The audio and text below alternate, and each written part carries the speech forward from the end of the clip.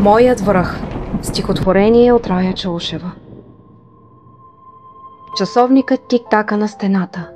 Безмълвно проследявайки стрелката, аз потъвам в себе си отново. И в копнежа си за нещо ново, аз бленувам пак за бъдещето свято.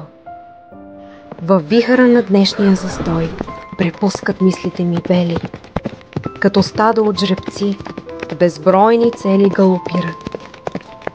А аз стоя в средата между тях и знам, че всеки миг ще ме прегазят. Но пак избирам да съм тук, напук на вялото ми настояще.